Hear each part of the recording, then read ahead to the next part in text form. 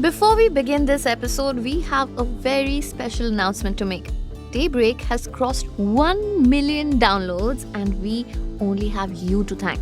It's not a small number. In fact, it is a number that many podcasts live and die without ever managing to see. And that's not it. We also clocked more than 100,000 downloads in July alone. It's quite insane, to be honest. I believe it was Dostoevsky who once lamented that human beings only like to count their troubles and not their happiness. Well, here's looking at you, Fyodor. But to say it's hard to believe that we're here right now would be a big fat lie.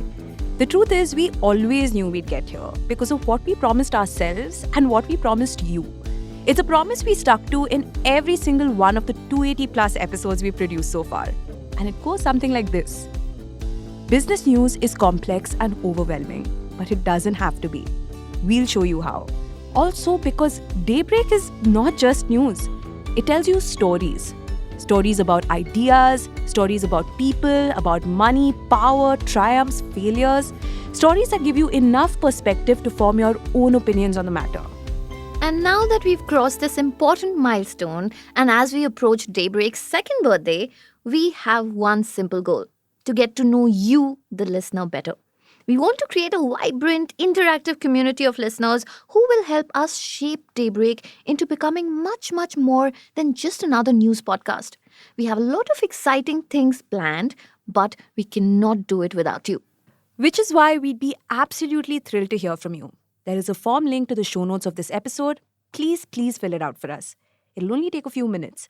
Also, while you're at it, could you do us another little favor? Follow and rate our podcast on whatever podcast platform you're listening to us on. Also, I think this is a good time to tell you that we have big plans for the Ken podcasts in general. So we're looking to hire a producer and a host with at least 4 to 5 years of experience in the field, ideally a journalism background. So if you are interested or if you know anybody who would be, please write to me with application for the Ken podcast in the subject line to snigdha@theken.com. It's SNIGDHA. And now, on to the podcast. Ozempic. It is literally the hottest drug in the country right now. Is Donald Trump on Ozempic? The latest pictures of a very slim-looking Donald Trump has created a lot of buzz. Been working on your body and on your health? No, that's Ozempic. Odds are, if you've been on TikTok or Twitter as of late, you've seen this new drug, Ozempic, be mentioned. I've actually seen Elon Musk tweet about it. So, Dolores, how long have you been on the Ozempic? 6 weeks. When I was bigger, if they had Ozempic, I probably would have tried it. Even if you live under a rock, you've most likely heard of Ozempic. It's one of those things that everybody has an opinion about, irrespective of whether they've tried it or not. It wouldn't be a stretch to say that the introduction of this miracle weight loss drug to the mainstream is going to be looked at as a significant moment in our cultural history. There is going to be a pre-Ozempic and post-Ozempic world. But here's the funny thing. The drug wasn't originally meant for weight loss. It was actually developed by a Danish pharma company called Novo Nordisk to treat type 2 diabetes. But along with getting your body to produce more insulin, the drug also ended up acting as a very effective appetite suppressant. And all it takes is one injection once a week. It was a complete game changer. Now, don't get us wrong. Ozempic isn't the first diabetes drug in the market with weight loss as a side effect. There have been quite a few of those in the past, but this isn't just another weight loss drug. What makes it different is that it's one of the most effective drugs out there. And unsurprisingly, Hollywood has done a great job glamorizing Ozempic. Social media has been flooded with photographs of famous actors, actresses, celebrities who seem to have magically shed a ton of weight almost overnight. In many ways, popular narrative has reduced Ozempic to something that is the solution to a superficial problem: how to look good for social media. The truth, however, is that Ozempic is actually a life-saving drug for people who struggle with obesity. My family has a history of cardiac disease as well as obesity, and probably it's interlinked. My father died at the age of 43 of his third major heart attack. My brother was the same age, in his early 40s. And my eldest sister, she had her first heart attack when she was 33. I'm 39 today, and I'm one of the very few of my generation, my family, who have not yet suffered a heart attack. Though I already have high BP and I'm tachycardiac. So for me, obesity is not just about getting slimmer, but it's probably about living longer and a healthier life. And maybe bariatric surgery is the answer to that. But after I lost my cousin last year to a revision bariatric surgery, I don't have the strength to do something like that. So, in my case, Ozempic is not just, something which will slim me down, but probably save my life. That is Alifiya Khan, a health and education reporter here at the Ken. Alifiya recently wrote a story about how to procure Ozempic in India. It isn't as easy as it may sound, because Ozempic has not yet been officially approved for sale here. But this wasn't just any other health story. Alifiya herself has dealt with obesity for more than a decade now, so she wasn't just procuring Ozempic to further a story, she was procuring it for herself. After trying every fad diet, weight loss pill, and non invasive procedure, to Alifiya, Ozempic is like the light at the end of the tunnel. But before that, being the journalist that she is, she spoke to dozens of distributors and doctors, joined countless Ozempic support groups on social media, and interacted with users of the drug from across the world. In this episode, she tells us what she discovered. But more importantly, she shares her story. Hello and welcome to another special episode of Daybreak. I'm Snigdha. And I'm Rahel, and every week we come together to talk about something in business and tech that interests the both of us. And it won't just be us. Depending on what we're talking about, we will bring a bunch of really interesting people onto the podcast. Stay tuned.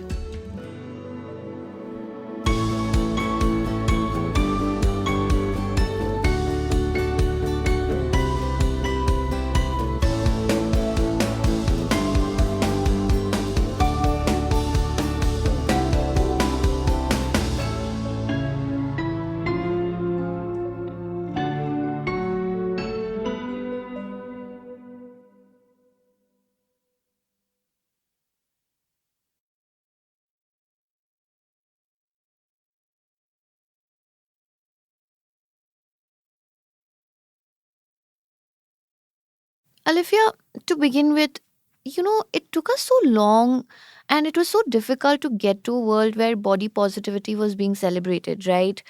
People were being called out for fat shaming other people. And let's say to a certain extent, it was on a slightly superficial level, but it was something. But now it seems like we're back to square one with Ozempic. Look at the popular culture narrative about Ozempic. It's about glamour, it's about celebrities, same old toxic idea of beauty, right? But the irony here is that even those who are taking Ozempic for weight loss, people are telling them that they are taking the easy way out. So, do you think that the world just hates fat people? Okay, there are two ways of looking at it. I think that even if you say that we achieve some amount of success with body positivity, I don't believe that that's true for the society as a whole. Maybe there have been some pockets where we've been successful. Maybe there have been some circles where acceptability is more.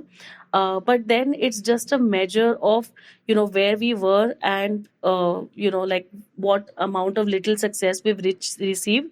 So I think that whatever amount of success that we received with body positivity, the entire movement as well, was extremely superficial. And I say this from a complete sense of responsibility, because I have been an obese person for more than a decade now, and I have lived with obesity, and I have lived with these prejudices. And I can say that I come from a circle or a society that is fairly liberal, woke, upwardly mobile. And yet I can say this, that body positivity has more or less remained a concept that people like to talk about, and they like to be seen as supporting. But at a more deeper and a conceptual level, I don't think that we achieved any amount of success where body positivity is concerned, or rather very little success. And to answer your second question, does the world hate fat people? um, I think to answer that question, I would rather, have you see it this way: do fat people hate fat people? Do fat people hate themselves? How do they see their own selves? How many fat people have been able to accept their bodies the way that they are and celebrate it or live with it? And do they, are they okay with the idea of being like that for the rest of their lives? So before I think that we talk about the rest of the so-called normal world, let's talk about fat people themselves. Right. So, Alifiya, as much as your recent report was about Ozempic and how easy/difficult it is to procure in India, it was also about your journey with obesity and your relationship with food. Walk us through that, and how did you get to the point where you were willing to give Ozempic a shot? So I'll try to put my experience in, because my experience has been for over a decade now. So it's difficult to put it, in as short as possible. But um, my journey with obesity actually started after I used to be a health reporter. I used to cover health at one point of time. This was probably 15 years ago. And I caught a viral infection that left one side of my face paralyzed. So my up to my neck. So that was for over 6 months. And during that period, I used to take steroids. I had confined myself, to my house for, at that time, we didn't have the concept of work from home. So I'd confined myself, at home without work. And I had nothing to do. So the only thing that would comfort me was food. And I ate whatever I could, whatever could comfort me. And to top of it, I was taking steroids, because of which I was gaining weight. So I went into depression, clinical depression. I started drugs for those as well. All of it eventually led to me gaining 20 kilos. And immediately after I started resuming work, my periods were delayed. I went to a doctor for a diagnosis, and I was told that I have polycystic ovaries. And at the same time, she ran a battery of tests, and she also told me that I have hypothyroidism. Now, a combination of all of these things together meant that I gained more weight over the next 1 year. So from being around 50-55 kilos that I used to be before the paralysis, I went directly to 80 kilos, post it. So I've had a very, very, varied journey over the last 15 years. I have tried every diet under the sun that I could think of. I've tried a combination of 7, 8 different types of diets. Even once going on a liquid diet where I drank nothing except liquids for nearly 15 days at a stretch. I've done things like that. I have starved myself. I have I have taken banned drugs, which at that time I did not know were banned, but I was popping pills. Despite being a medical student, I had never looked at the content of those pills, and I went to a weight loss clinic that just prescribed me those pills, and I used to take that.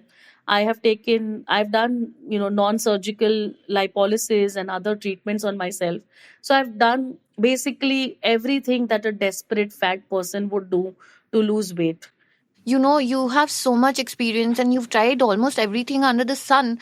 Before Ozempic came into the picture, can you give us a sense of how the weight loss industry was pre-Ozempic? So pre-Ozempic, so the weight loss industry, has, seen so many evolutions. So, probably it started with something like the Atkins or the Mediterranean diet. And, it then progressed to all these slimming clinics that came into the picture. So I used to do that 15 years ago. So that's how the weight loss industry has progressed, mainly dependent on diets.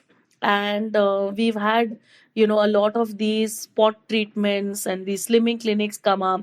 And there have been drugs, actually. There have been drugs that were introduced from time to time, which were basically sort of anti they used to suppress your appetite. So appetite suppressants, there have been a class of drugs. I used to take a drug back in 2010, which was an appetite suppressant, which was later banned by the government of India. But there we had those drugs, and even for that matter, we had even diabetic drugs, which had secondary properties of weight loss. So it's not the first time that a drug which was discovered for diabetes is being used for weight loss. So, Alifiya, you spoke about going through all those crash diets, trying all these medications, which, like you said, very concerningly were later banned by the government. I'm sure that whole experience left you a little jaded also, right? Like, so what was it about Ozempic that, made you want to give it another chance? I think, in my case, and the basic problem is cravings. The basic problem, is this this thing called food noise. For somebody who's not obese and who's not experienced obesity as a disease, the problem is that most people see obesity as a cosmetic problem. Obesity is not a cosmetic problem. Obesity is a disease. It's just like any other disease. You have symptoms, you have problems with obesity. As an obese person, I can tell you this, that this concept that people talk about, this food noise, it's extremely real. There is some kind of a ticking time bomb going off, in your head. And when I was reading about Ozempic, I joined several Facebook groups. I joined several group. I followed several accounts on Instagram, and I have been reading posts that people have been putting up who are using Ozempic, and these are real people. These are not influencers. These are not the likes of Elon Musk or somebody like that. And when I see what they have been posting, they all have been talking about this food noise going away magically, these cravings somehow being able, they are able to control that craving. And I think for me, that is the advantage of Ozempic, that if there is a drug that is able to help me with that, then I think I'm willing, to take that leap of faith. Okay, Alifiya, can you tell us what exactly is Ozempic and how does it work? So, Ozempic is basically a class of medication which mimic, this hormone called GLP-1. Okay, so GLP. So let's think of it this way: that there is an orchestra of hormone which is going on in your stomach, and there are several players which are involved in the digestion process. One of the very important players in this process is GLP-1, and Ozempic works by mimicking this naturally occurring hormone. As the level of this hormone rises in your body, the molecules go to your brain. There is some kind of a, say, transport route between your stomach and your brain. So these molecules travel to your brain and they tell you that you are full. Right. And GLP-1, these drugs, when they mimic, they increase the level of these hormones. So this level of fullness comes much earlier. So which means that if you are going to, say, eat 3 chapatis, maybe you will feel fuller in 2 chapatis now. Okay, so you are able to, generally what happens is that when you go on a diet, you are not able to stick to those diets. So what these drugs do is that it increase the stickiness value of these diets, because it slows down the digestion process. The time taken for the food to leave your body now is much higher. So it's a very similar effect to what you get in bariatric surgery. Olivia, how safe is it to take? And how is it different from any other anti-obesity drug, right? Are there any serious side effects? Because there have been studies that have suggested abdominal paralysis, vision blurriness. Like I even read somewhere pancreatitis in very rare cases. And also another thing, that these studies have mainly been done in the West on a very mostly white population, right? As far as Ozempic is concerned, yes, these side effects, you're right. The studies have only been done on a Western population because that's where this drug has been, tested, it's approved, it's being widely used. And there have been, yes, cases where there have been gallbladder problems, where there have been pancreatitis. But then also, Ozempic is not supposed to be taken, the without medical supervision. So even before I decided that I want to go or I want to start Ozempic, I underwent a complete body checkup, a complete health checkup, where I got every parameter tested. I checked my cholesterol levels, I checked my kidney function, I checked my liver function, I checked everything. And I found a doctor who will go through these parameters and tell me that whether I'm a fit candidate to start this or no. And endocrinologists can help you do that. Actually, they, after looking at these all these tests, I was told that technically I am safe to go, and I can start Ozempic. But let me tell you that I haven't started Ozempic yet, and the reason why I didn't start Ozempic is because I have high blood pressure. And just when my dose of Ozempic arrived, I came across a news article of serious complications in about 15% of patients who start Ozempic and who have high BP. So I went back to my doctor, and I told my doctor that I want her now to evaluate me as far as my blood pressure is concerned.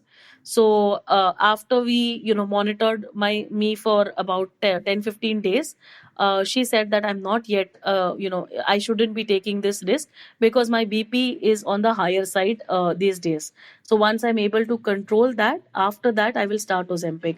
So even though it's a life changer and this is what I need right now, I'm being extremely cautious. Hey there, enjoying the episode so far? If you have questions about Ozempic that you would like to ask Alifiya, please write to us at podcast@the-ken.com with Ozempic AMA in the subject line. Alifiya will be back on the podcast on the 16th of August to answer all your questions. If you would like to keep your questions anonymous, please do specify that in the email. And now, back to the episode.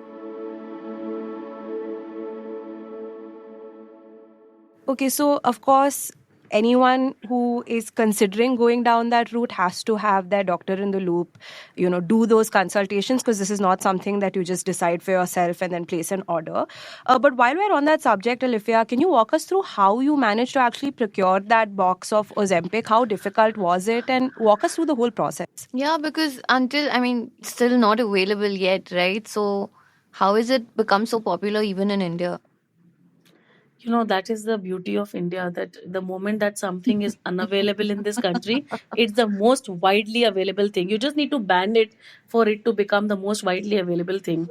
But yeah, to be very honest, I didn't find that the supply of Ozempic was any difficult at all. All you have to do is a simple Google search. While we are on this call, just go on your phone's browser and write down, Ozempic suppliers in India. And there will be a website that will open up, which is called Exporters India, and which will have a whole list of suppliers, right from, Bhubaneswar to Bombay. You will get all sorts of people. And so it's as simple as that. You'll find them, listed on India Mart. You'll India find them Mart, I can listed. see India Mart, Yeah. India Mart, Exporters India. You'll find them everywhere. Yeah, In fact, Trade India. you just walk down to your neighboring clinic, neighboring chemist, and he'll probably deny you on the face, but leave him your number and he'll call you back, and he'll tell you. Yeah, because that's what I experienced. That on the face they will deny because they don't know who these people are, but they'll call you back, and then it's as simple as तुमको गोली चाहिए या pen चाहिए. This is the first question which somebody had asked me. So goli is because semaglutide is approved for sale in India in oral form. The tablet is called Ribelis, and it's approved for sale in India, but semaglutide injectable is not. So so they're taking the cautious route and asking you that. But then So do they both have the same effect, Alifiya? Like, is the injectable more I effective? was told, Is that why? people I prefer it? see. To be very honest, I don't think that this is a question that I should answer. Medical professionals are better suited to answer this. But after the article came out, at least three people who were using Ribelis wrote to me saying that they have been on Ribelis and they have experienced the same effect as Ozempic, as the people that they hear who are taking Ozempic. And in fact, they said that if you want to, then go on Ribelis. Why do you want to take Ozempic? So I've had the readers of the Ken come to me and tell me that it has the same effect. Right. I can't be the one who tells you that. But then the gray market in India is very interesting. I don't think that the problem in India, Snigdha and Rahel, lies in procuring Ozempic, but in procuring an original supply or not being fleeced by scamsters in the name of Ozempic. That is the bigger problem today.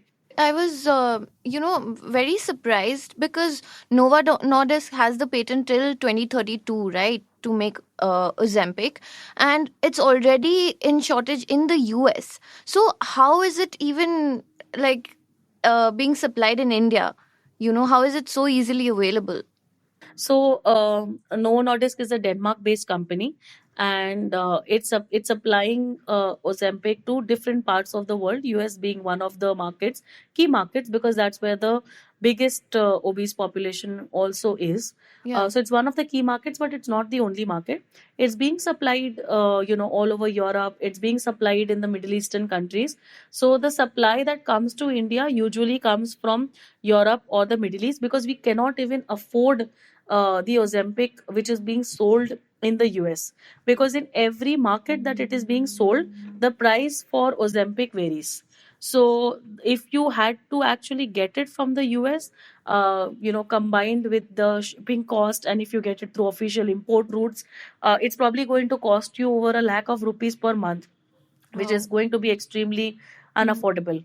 But if you are okay with getting the supply from a market, say like Egypt, or one of the European markets, then you can get it for even as much as 18 to 22,000 per month, which is still in the affordable bracket And for you're those who are talking desperate. specifically about Novo Nordisk's Ozempic, right? Yes, Not I like am. other alternates.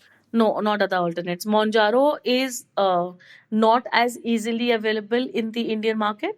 Ozempic is the most widely available. Monjaro is not, though it is available, but Monjaro also comes at a higher cost. So if Ozempic, a monthly dose of Ozempic, which is 4 injections, cost you 20K a month on an average, Monjaro costs maybe double the cost. So it's more expensive as well in the Indian market. And probably because of the cost, probably because of the short supply, Ozempic is the drug which is more popular in the gray market right now. So coming back to, where you were in the process, right? You've identified a supplier, you got on the call, they said, do you want a tablet? Do you want an injection? You opted for the latter. What happens next, Alifiya? I'm assuming that there's no doctor's prescription angle involved here at all, right? He did need, initially he did ask me that do I have a doctor's prescription, because he wanted to determine what is my dose. So Zempic has a starting dose of 0.25 mg, which is the recommended dose by the company, but then it is extremely in short supply in India, and especially with the supplier that I decided to go with, because the supplier has a client whom I know, who and is a fairly respected person here. So I decided to go with that supplier.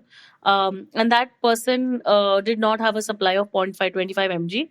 So he asked me to actually go to a doctor and check if I could start with a 0.5 mg dose. And when I said that I cannot go to a doctor, he sent me prescriptions of doctors from the top corporate hospitals of Bombay and said that you can go to these doctors and give my reference, and they Wow. are prescribing Ozempic.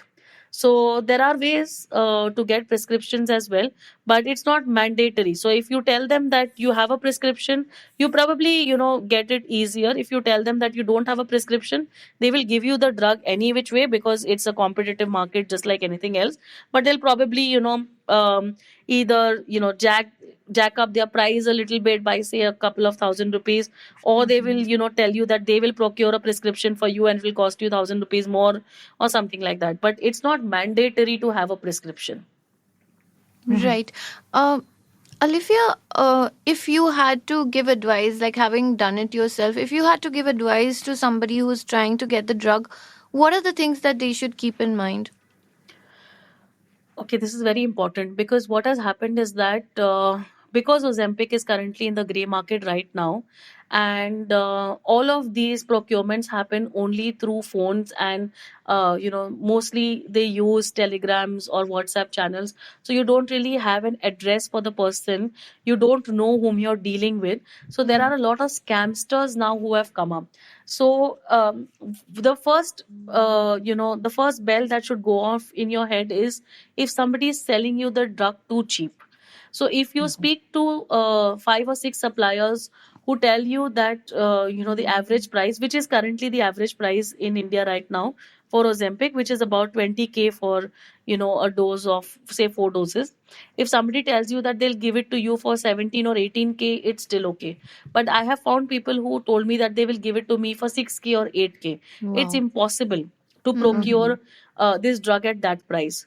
And there have been people who have fallen for it. In fact, the same people who gave me doctor's prescriptions, the same day that I ordered Ozempic, by the way, I have ordered Ozempic and it's lying in my fridge. I haven't used it. But the day that I placed my order with this person to tell me about his genuinity, he gave me the number of a doctor from Delhi who had placed an order of Ozempic from one of these channels, who had promised to sell it to him for 8,000 rupees. And this doctor had placed an advance order and paid 50,000 rupees to this person. And that person just switched off his phone and just went incognito. So the price should be one of the most important factors. The second thing that you should do is ask this person about other patient testimonials.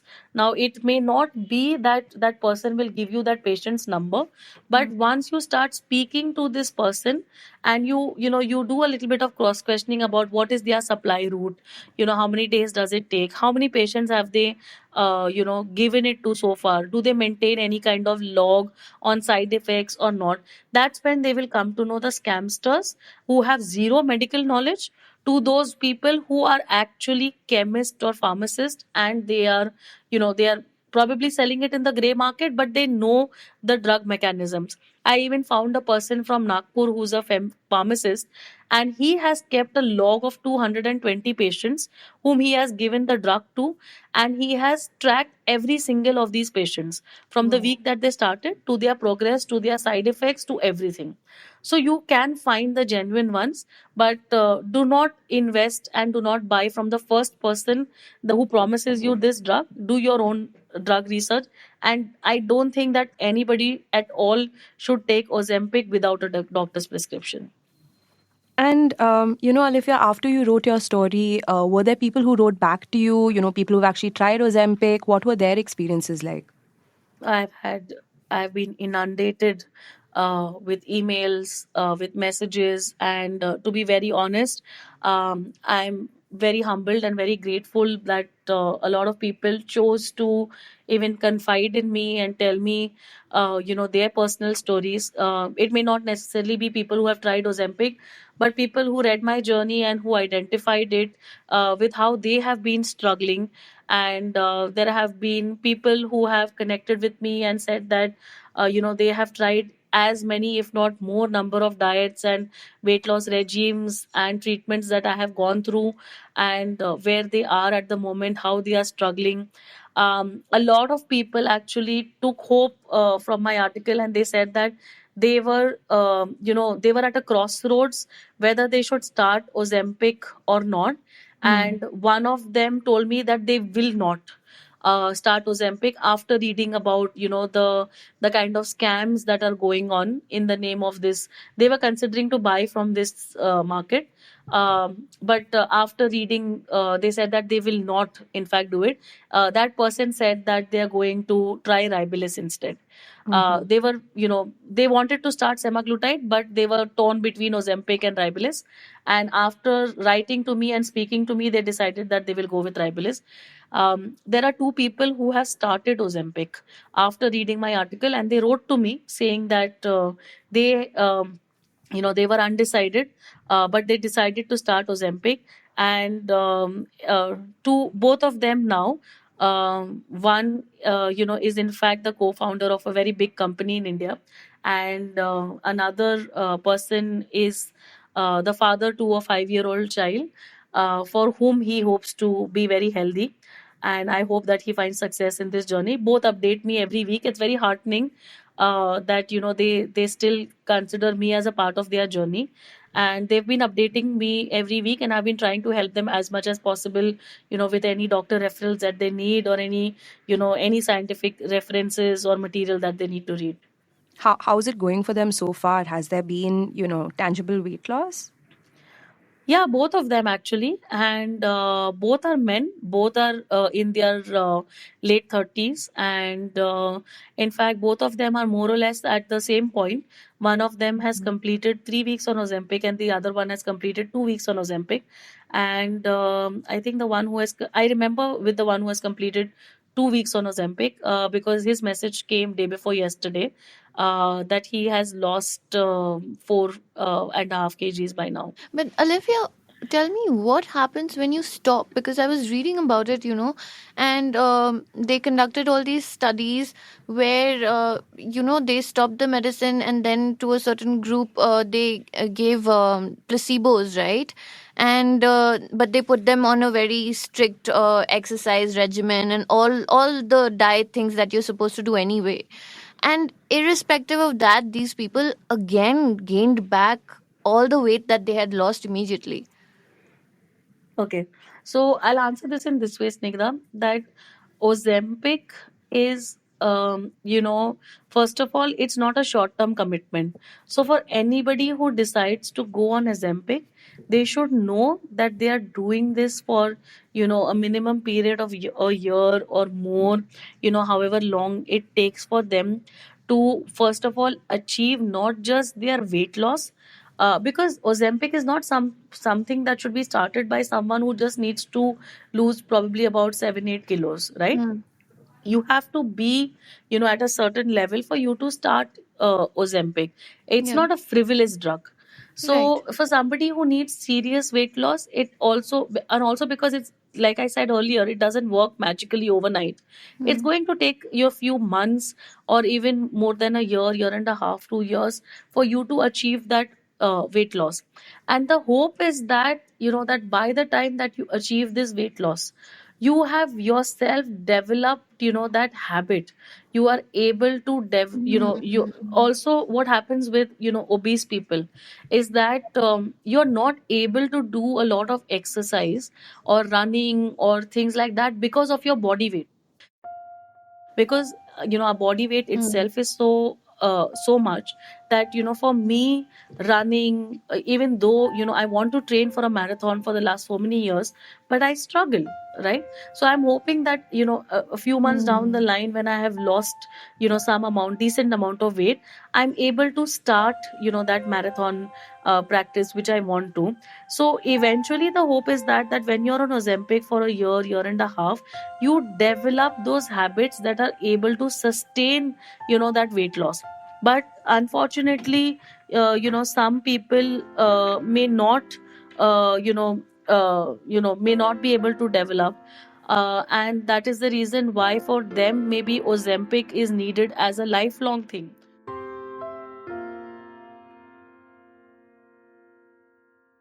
Daybreak is produced from the newsroom of The Ken, India's first subscriber-focused business news platform.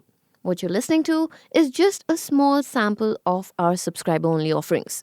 A full subscription unlocks daily long-form feature stories, newsletters, and podcast extras. Head to theken.com and click on the red subscribe button on the top of the Ken website. Today's episode was hosted and produced by Rahel Philippos and I, Snigdha Sharma, and it was edited by Rajiv Sien. Also, a huge shout out to Aditi and Kavipriya and the rest of our fantastic design team here at the Ken for the amazing artwork that they make for every Friday special episode of Daybreak.